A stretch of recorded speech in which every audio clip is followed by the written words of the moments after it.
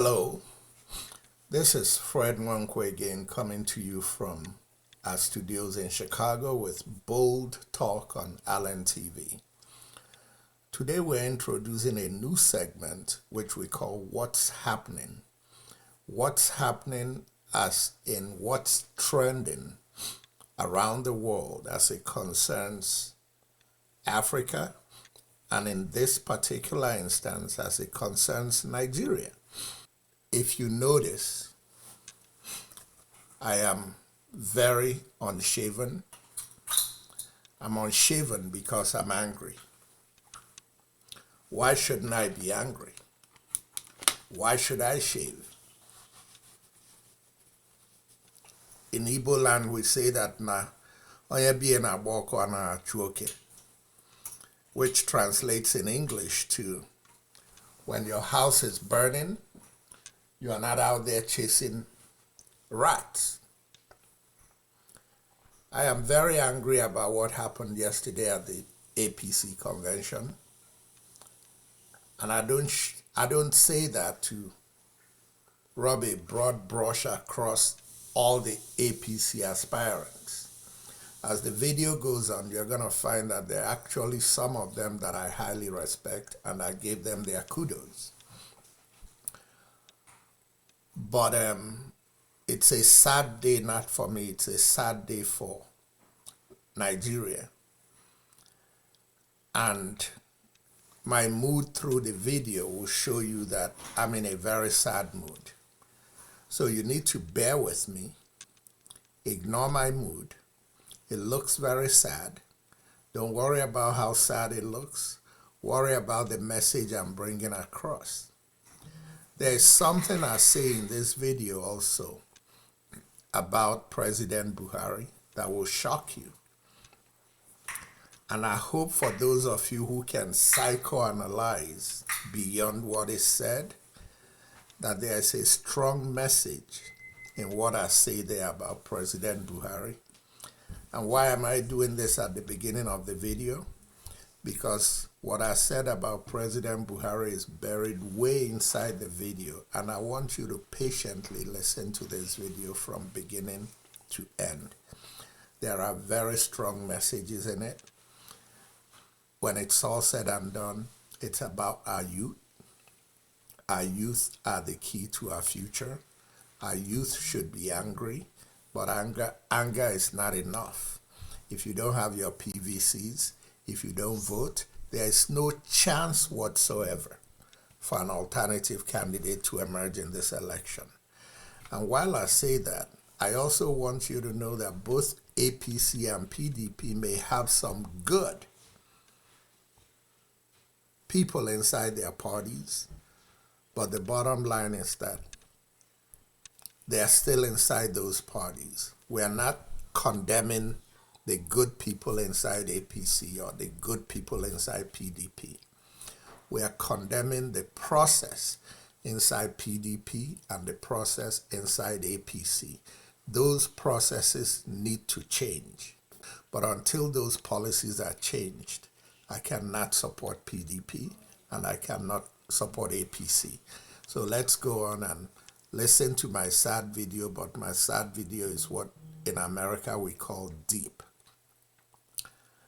Yesterday, the die was cast. The die was cast as Nigerians prepare for 2023. In this episode, I'm going to carefully thread the needle. But while I'm doing that, I'll try to make some very pertinent points about what Nigerians face in the coming elections in 2023. But before I go into my points about what's trending towards that election, I think it's important that I take a minute to kind of summarize my observations about the APC conventions that was concluded in Abuja yesterday. It's very important that I take a minute to give kudos to a few candidates who made that convention worth watching, considering the disappointment many Nigerians feel about the outcome. If you notice in this particular episode of my show, you'll see that I'm not talking about any political party in terms of preference or any particular candidate in terms of preference. I want to focus on what, in my opinion, should be what's in the best interest of Nigeria, not in the best interest of any segment of our country.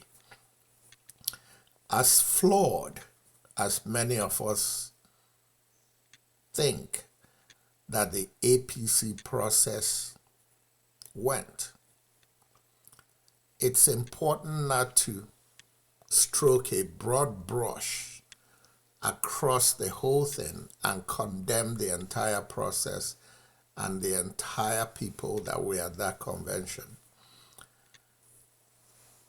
As corrupt as we may think politics in Nigeria has been over the last 22 years, it's also important to appreciate the fact that politics is a profession.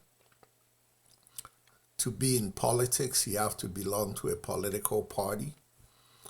And sometimes good people find themselves entangled in bad systems and bad political parties.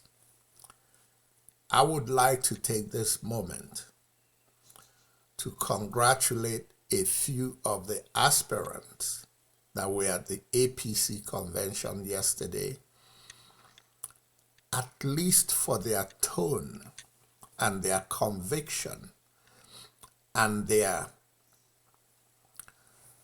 words they use to show that they still believe in a thing called democracy, even if they find themselves in the rut of a bad political party, a corrupt political party. I must commend Governor Yahaya Bello of Kogi State. He's an absolute officer and a gentleman.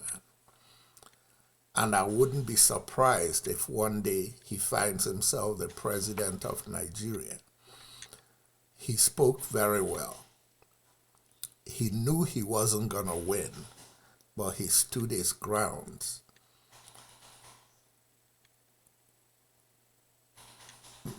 Dr. Ogbonnaya is somebody that every Nigerian who has a fair conscience and interest in equity should really be very proud of. He stood high, he spoke well, he knew he wasn't going anywhere, but he walks away with his head up high because he said all the right things that Nigerians need to be told. The Civil War was fought almost 60 years ago. It's time to let go and move on as a people. I doff my hat to Dr. Ogbonnaya. I haven't been a big fan of Rotimi Amechi simply because of the way he crossed over to a very dirty politics, a dirty political party in the name of trying to win back change for Nigeria, change we knew wasn't going to come even before it started. But he spoke very well yesterday. And regardless of all the detractors he has, I think he should walk away from this whole 7 years he's been with APC feeling that he redeemed himself a little. I don't speak for all Nigerians. I'm just saying my own mind. Tunde Bakare, Pastor Tunde Bakare, is not somebody I've given a whole lot of thought to because I'm one who hasn't given a lot of thought to the mega churches in Nigeria. He really gave me an opportunity to take a second look at him, and he really touched all the right points about what's wrong with Nigeria. I don't know what he'll do if he became president, but I know one thing. Whoever prepared him for that convention prepared him well, and he said all the right things. And if you missed what any of these people I have mentioned their names said, you may want to go back and listen. Give them a listen. And you'll see that as gloomy as things look, given the opportunity and the right people put in the right places, Nigeria may have hope. Ben Ayade, he spoke well, he made his points, and he has nothing to be ashamed of coming out of that convention that was actually decided even before it started. The Senate President, Ahmed Lawan, he should walk away from that convention feeling proud of himself. Nigerians have perceptions of all these people, but a platform like that yesterday in Abuja gave some members of APC the opportunity to really tell Nigerians who they really are if they were not controlled and cajoled by a cabal that has led us the last 7+ years. I never knew that I'll come to say this, but I will. It was heartwarming to see our president, yes, he is our president, whether you like him or not, sitting next to his beautiful, classy wife and whispering and smiling at certain points. But more importantly, considering the health challenges he has gone through the last 7 years. It was heartwarming for me as a Nigerian to see our president looking very healthy and not the dry person we saw 6 months into his administration until recent months. I thank God for his health. I thank God for his recovery. And I pray that God grants him a much longer life, because it's important that he lives to see Nigeria come out of the rut he has put us in and really live to see him in interviews 2 years from now, 5 years from now, 8 years from now, looking back at the Nigeria he created to see if he ever comes to a point where he apologizes to Nigerians for what he has put us through. Finally, I truly doff my hat to a gentleman, an eloquent speaker,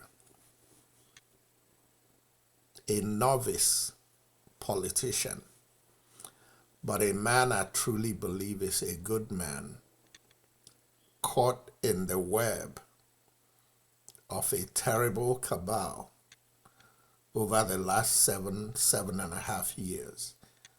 Vice President Yemi Osinbajo spoke very well. However, I must say that his failure to get the presidential ticket to be the flag bearer for APC is a real setback to Nigeria's youth, and also a real caution to many of us that follow social media and all the noise and all the hype that is generated on social media. Because even as recent as 3, 4, 5 days ago, if anybody told any Nigerian, any Southwesterner, except the ones who really understand the politics of Nigeria better than many of us who come out and pontificate and really don't know, we don't know what we're talking about until the final call. If anybody told us that Yemi Osinbajo would not come out the flag bearer for APC yesterday, I think we would have said it's impossible, but he didn't. And that is a serious caution for Nigerians who are very, very high on the prospect of somebody outside APC or PDP becoming the next president of Nigeria. Is it impossible? No, it's not impossible. However, we need to stop thinking that the noise we see on social media is going to propel any candidate to Usher Rock. Structures still need to be built. PVCs still need to be picked up.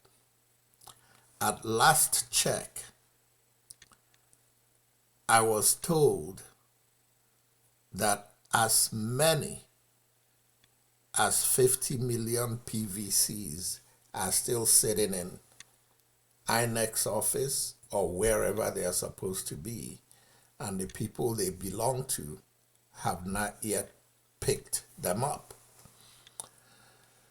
On social media, I was attacked when I made the comment that an alternative party outside APC or PDP cannot win the next election because the base that they will depend to win that election is the highest voting base in Nigeria, which is the youth, but they're also the least in terms of participation in elections if we go by the last elections we've had. I was attacked and told that I'm always negative and don't believe in the possibility of what could be. I'm not being negative. I'm being proactive in trying to motivate the youth and the people who those PVCs belong to go and pick up their PVCs. Social media doesn't vote. Social media hype does not win elections. People going to polling booths and casting their votes and having those votes counted. That's how elections are won. And until an election is conducted in Nigeria and the results are printed and it shows that the youth in Nigeria went out in mass numbers to vote, I'm going to stay on the position that I have, that the youth have not voted in the past, and unless the youth convert their social media hype into picking up PVCs and convert their PVCs into actual votes, there is no hope for any third-party candidate in this election or any elections that will follow. I also raised the caution that while there is a lot of hype, even among the older generation in Nigeria, that it's time to change and it's time to vote away from PDP and APC. The fear that I have is that I'm not sure that older generation is disciplined enough to go hungry for one more day in order to eat for years to come. What do I mean by that? I'm not sure that the PDP candidate and the APC candidate is not going to flood them with their money, and they take the money and vote away from what their conscience tells them.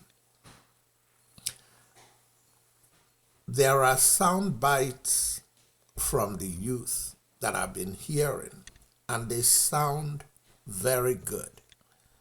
I'm going to play one of them for you, and I want you to listen closely so that you'll see that it's burning in the hearts of these youth. But the question is what's burning in their hearts enough to take them to the polls on election day? I want you to listen to this, then I'll pick up on the other side. My name is Nnamdi Nweke. I happen to be president of the Alumni Association of Anambra State University, now Chukwuemeka Odumegwu Ojukwu University, around 2009 to 2011, when Peter Obi was the governor of Anambra State. I was part of a meeting with Peter Obi, the governing council chairman, the acting vice chancellor, the student union president, the ASU chairman of the university then, whereby Peter took decision to immediately inject 90 million every month into the subvention of the university. And thereafter, ASU of Anambra State University called off strike and went back to campus.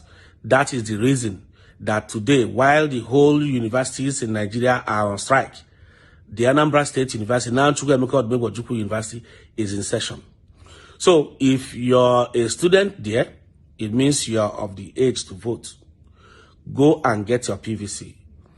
Tell your parents that the reason you are not at home is because while Peter was in charge, he did the right thing. Our election is coming. Peter Obi is contesting. I would have asked you to vote your conscience, but seriously, I don't trust your conscience. Vote for Peter Obi for a better Nigeria. Okay, very, very interesting points. A talk really from the heart of a young former student leader. What was very telling about what he said was, I would have asked you to vote your conscience. He's talking to the youth. But I don't trust your conscience. Vote for Peter Obi. I used that line because it's what I found. And the same would have applied if Yemi Osinbajo had turned out to be the flag bearer of APC. I would have liked to hear one of his youth supporters say the same thing to Nigeria's youth. I would have asked you to vote your conscience, but I don't trust your conscience. If Oshibajo had emerged from APC, I would have wanted you to vote for Oshibajo. This video, ignore everything that I've said so far. Let's focus on Nigeria's youth. Nigeria's youth, this video is your video. I'm talking to you. I'm desperately appealing to you. I'm saying to you that you need to shake the world. Don't be violent.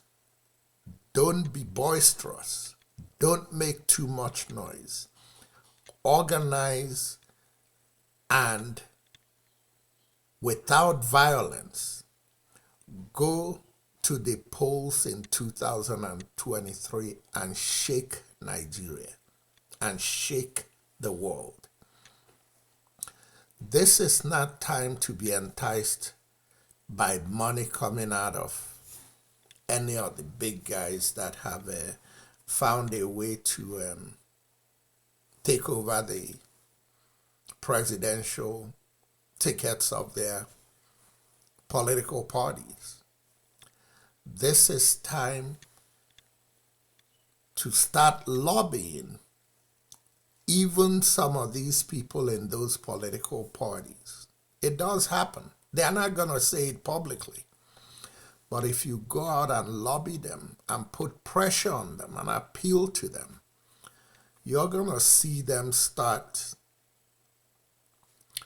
doing things within their parties that may not be evident, but looking for ways to do the right thing, because they know that if the right thing happens in 2023, there is room for them in the right place. You're not condemned to PDP. Yahaya Bello is not condemned to APC. Ogbonnayonu is not condemned to APC. The good people in PDP, which actually includes Abubakar Atiku, is not condemned to PDP. PDP and APC just happens to be the places that gives them the viable opportunity to remain relevant in politics. But I know that if we build the right political atmosphere in Nigeria, the good people in APC and PDP are going to join the right platforms in the right atmospheres within political parties in Nigeria to move our country forward. And some of those parties may even be out there wooing some of these people.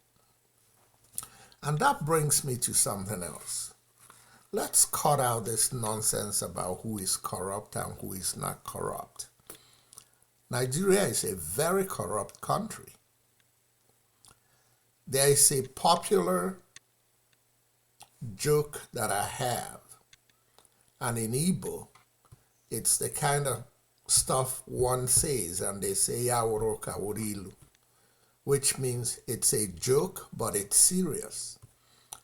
And it goes something like this. The way you describe a good Nigerian, excuse me, pardon me to all the Nigerians that I respect, because there are quite a few Nigerians in Yoruba land and Igbo land and Fulani land and Ijaw land and Edo land that I respect. But when you live in a very corrupt country, a place that's been grossly corrupt for 50, 60 years, it's inevitable to say to yourself that if I am looked at from the basis of absolute clean hands, that I'll make the mark in a place where things are done right. And to that I say this, that this is how you describe good people in Nigeria. He's not as corrupt as the real bad corrupt people. Corruption doesn't mean that you stole government's money.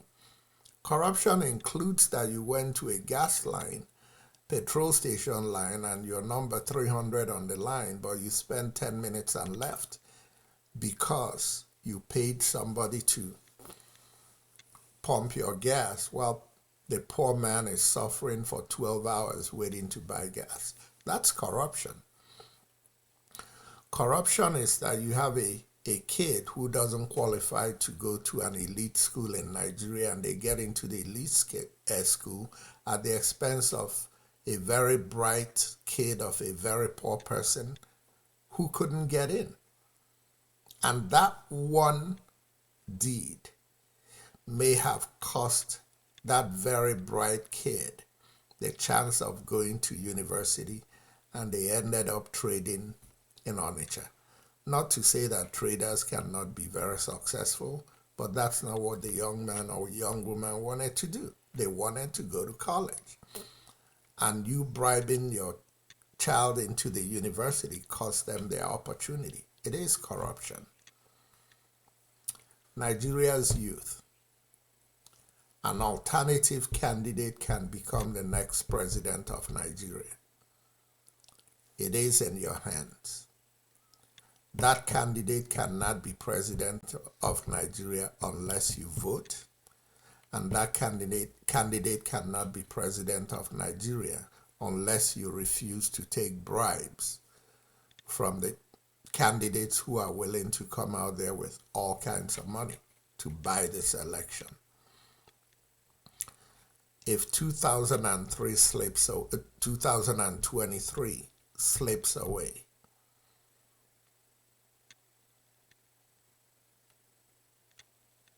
Nigerian youth have themselves to blame, because the consequences of 2003 slipping away could be that we lose Nigeria forever.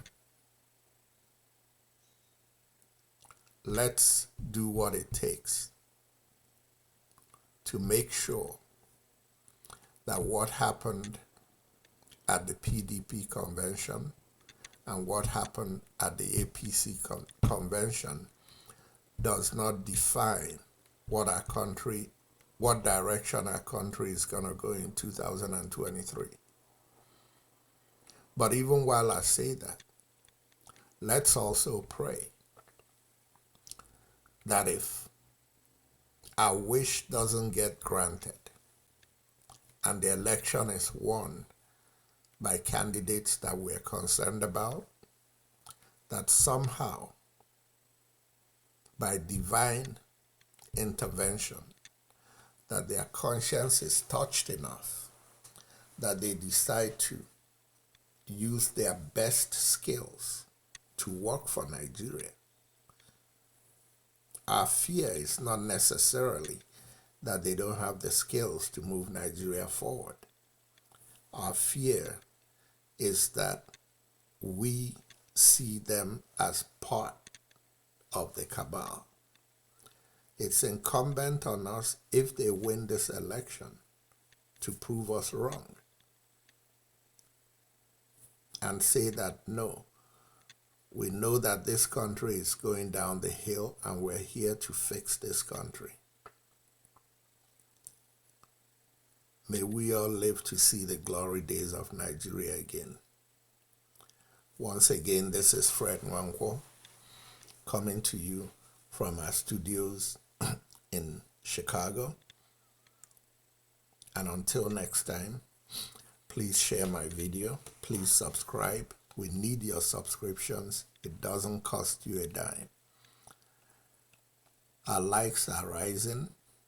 Our views are rising. We need more. But our subscriptions are lagging. Thank you very much, and see you next time.